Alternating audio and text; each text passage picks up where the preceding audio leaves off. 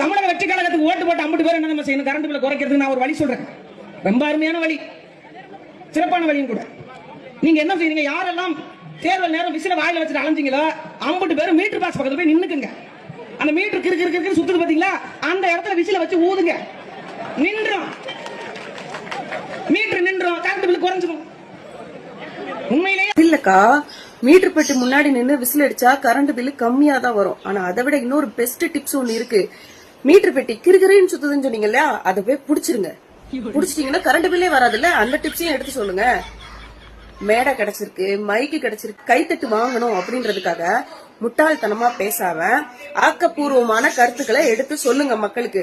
Current bill அதிகமா வந்துருச்சு அப்படின்னு சொன்னா இபி ஆபீஸ்க்கு போய் கம்ப்ளைண்ட் பண்ணா முறையா கம்ப்ளைண்ட் எடுத்து அதை சால்வ் பண்ணியும் கொடுக்கறாங்க நம்ம தமிழக அரசு. தமிழக அரசு ரெஸ்பான்ஸ் பண்ணாம இருந்தா நீங்க இவ்ளோ விமர்சனம் பண்ணலாம்.